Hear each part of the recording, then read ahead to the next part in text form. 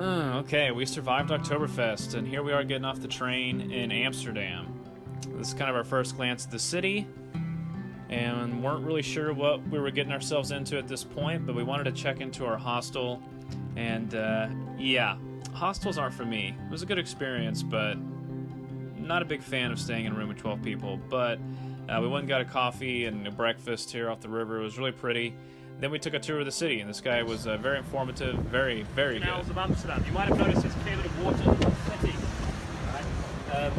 In fact, this is a city that is defined by water, and a country that's defined by water. And that's not just geographically, I mean like historically, but it also has impacted on the national identity and individual personalities of people.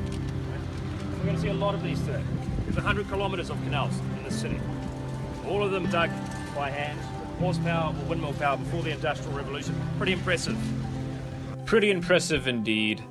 Yeah, what can you say about this place? It is gorgeous. The most unique city I've ever been to. The architecture, the colors, the canals, the bikes. Wow, the bikes. So he said that pedestrians and cars are mere people and bikers are gods. And that was so true. But we loved it. And since we saw all those bikes, we just had to go for a ride ourselves. Yep.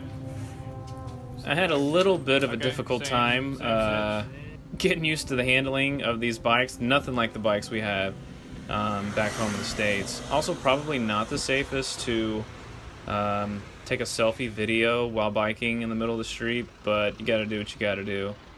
Here we are entering Vondel Park, which is kind of like their central park or their main park in the city. It was really, really pretty, nice little getaway. But all that biking made us pretty hungry, and we found a place called Mr. Meatball that had a deviled egg inside of a meatball. So we just had to have that, and that was delicious. We had a great time. We biked all the way up and down the Amstel River, several miles. Very tiring, but definitely worth it. We went to the Anne Frank House and the Vincent van Gogh Museum. And finally, the Heineken Experience. This is a must when you're in Amsterdam, even if you're not a beer drinker. It was really cool to hear the story of the brewery and how it got started. But if you are a beer drinker, you do get 2 free beers at the end, so it's definitely worth it. You get to see the different bottles that they use and kegs and the brewing process. It's a huge place. It was really fun. Also had a lot of like games and technology and stuff like that. Be prepared to wait in line, of course. You know, after the brewery, we actually took a boat ride to a tower to overlook the city. And this is one of the coolest parts of our trip. This little graphic here, this little digital rendering, it shows the timeline of when the canals were built and how they were built. That was one of the coolest parts of the tour for me. I really enjoy the history and the stories behind the city. So I highly encourage you guys to go visit Amsterdam. And next stop is Paris.